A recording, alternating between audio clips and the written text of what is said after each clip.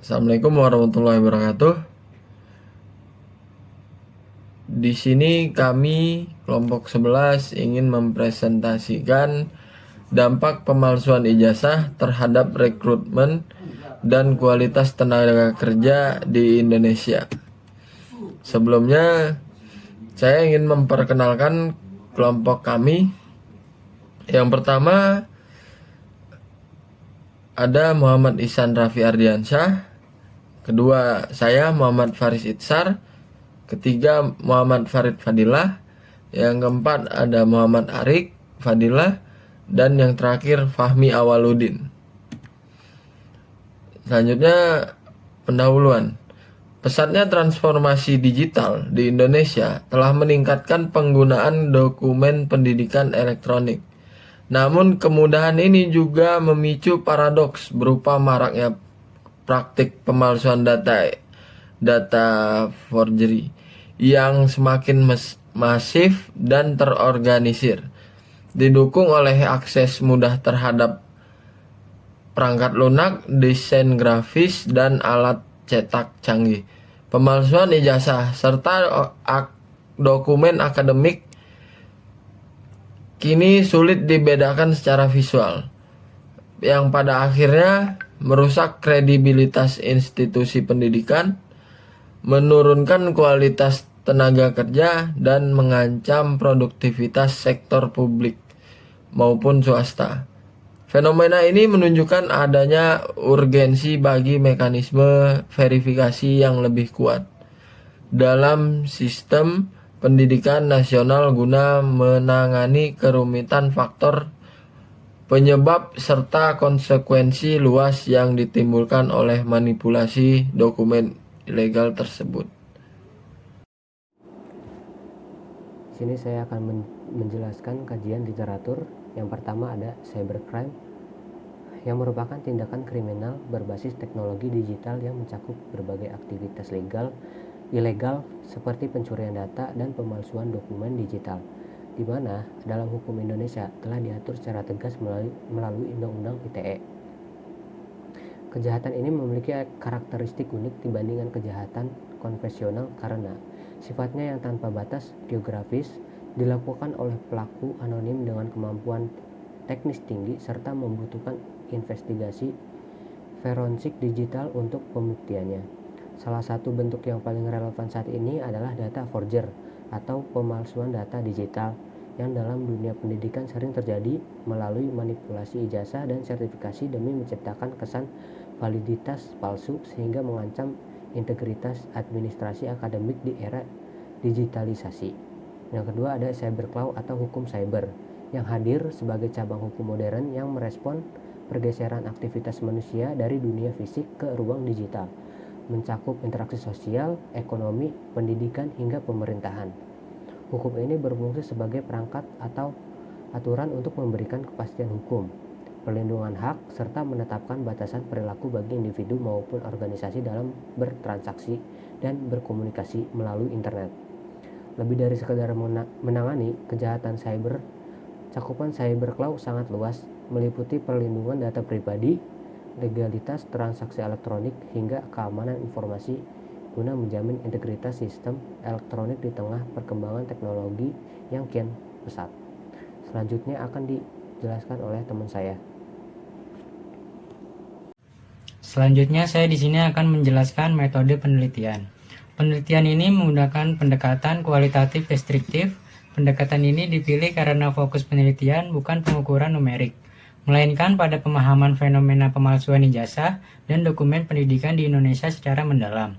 Melalui pendekatan ini, penelitian menggambarkan realitas sosial, latar belakang terjadinya pemalsuan dokumen, serta dampaknya terhadap dunia pendidikan dan masyarakat. Jenis penelitian yang digunakan adalah study literature, library research. Dalam penelitian ini diperoleh dari beberapa sumber tertulis, antara lain jurnal ilmiah, buku akademik, laporan penelitian, regulasi pemerintah, serta artikel berita dari media yang kredibel. Selain itu, penelitian ini juga memanfaatkan dokumen seperti undang-undang, informasi dan transaksi elektronik UU ITE, peraturan mengenai administrasi pendidikan, serta referensi terkait cyber dan cyber law, cyber claim, dan cyber cloud. Untuk melakukan metode penelitian ini, yang pertama itu kita mengidentifikasi masalah, yang kedua adalah pengumpulan data literatur, yang ketiga adalah klasifikasi data, yang keempat adalah analis data, dan yang kelima adalah penyusunan hasil penelitian. Baik, di sini saya akan menjelaskan hasil pembahasan yang kami teliti. Yang pertama ada bentuk dan pola pemalsuan dokumen-dokumen. Berdasarkan hasil analisis literatur, pemalsuan dokumen pendidikan di Indonesia berkembang melalui dua pola utama, yaitu metode konvensional yang meniru tanda tangan dan stempel resmi, serta metode digital yang memanfaatkan perangkat lunak, desain grafis, dan teknologi cetak modern untuk menghasilkan tampilan menyerupai aslinya. Fenomena ini telah bertransformasi menjadi bentuk kejahatan cyber atau cybercrime. Dalam kategori pemalsuan data forgery yang terorganisir, di mana jasa pembuatan dokumen palsu ditawarkan secara terbuka melalui media daring. Hal ini menunjukkan bahwa kemajuan teknologi telah memfasilitasi praktik ilegal yang mengancam integritas serta integritas sistem administrasi pendidikan nasional. Yang kedua, penyebab terjadinya pemalsuan dokumen pendidikan. Pemalsuan ijazah dan dokumen pendidikan dipicu oleh sinergi tiga faktor utama, yaitu tekanan sosial ekonomi yang menempatkan ijazah sebagai syarat mutlak karir, kemudahan akses teknologi digital untuk memproduksi dokumen palsu berkualitas tinggi dengan biaya rendah, serta lemahnya sistem verifikasi di institusi pendidikan maupun dunia kerja. Keterkaitan antara tuntutan hidup, kecanggihan alat, dan celah dalam mengawasi ini menciptakan ekosistem yang meningkatkan risiko terjadi manipulasi dokumen akademik secara masif. Dan yang ketiga, dampak pemalsuan ijazah terhadap sistem pendidikan.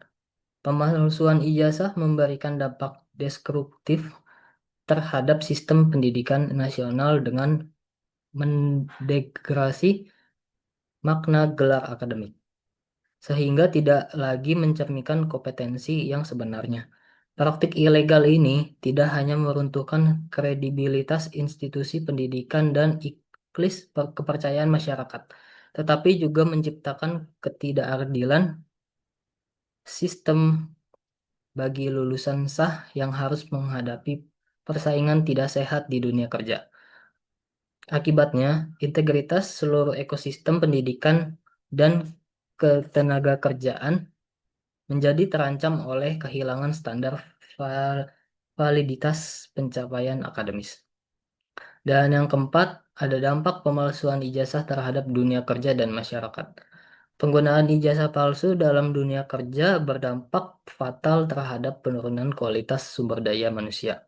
Karena individu tanpa kompetensi yang memadai beresiko melakukan kesalahan fatal, menghambat produktivitas, hingga membahayakan keselamatan publik, terutama pada sektor krusial seperti kesehatan dan teknik. Secara sosiologis, fenomena ini mencerminkan degradasi nilai integritas dan kejujuran dalam masyarakat yang jika dibiarkan akan merusak tatanan moral serta menghambat kemajuan bangsa. Kurangnya validasi kompetensi ini menciptakan ancaman nyata bagi standar profesionalisme nasional secara jangka panjang. Dan yang kelima, peninjauan hukum dan upaya pencegahan pemalsuan dokumen pendidikan.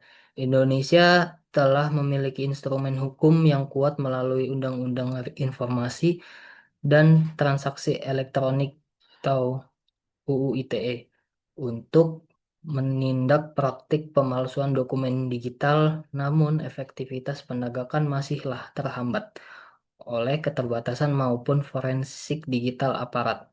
Rendahnya literasi digital masyarakat dan pesatnya perkembangan teknologi Guna mengatasi kendala tersebut, diperlukan langkah preventif yang komprehensif yang mengintegritaskan penguatan sistem verifikasi dokumen pendidikan dengan pemanfaatan teknologi keamanan digital serta edukasi mengenai etika akademik. Sinergi antara regulasi yang tegas dan pembaruan infrastruktur keamanan informasi menjadi kunci utama dalam memitigasi risiko kejahatan cyber di sektor administrasi pendidikan. Dan kesimpulan akan dibacakan oleh Farid.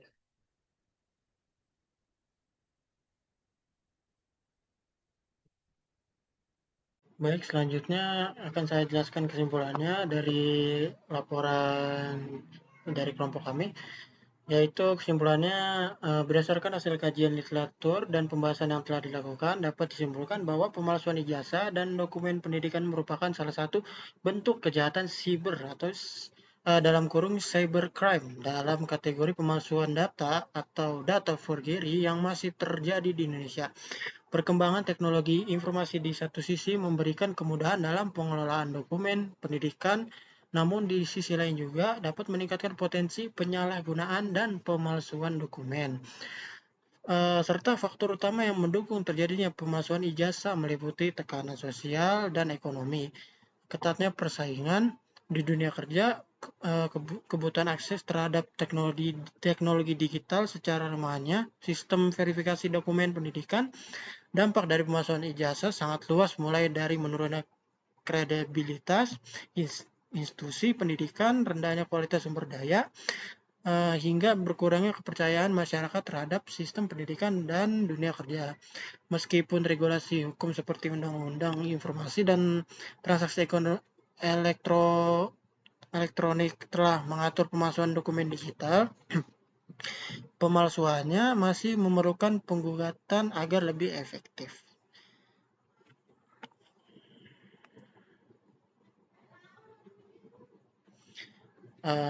Jadi kesimpulannya seperti itu, dan terima kasih telah mendengarkan penjelasan dari kelompok kami. Kurang lebihnya mohon maaf. Saya dan kami akhiri. Wassalamualaikum warahmatullahi wabarakatuh.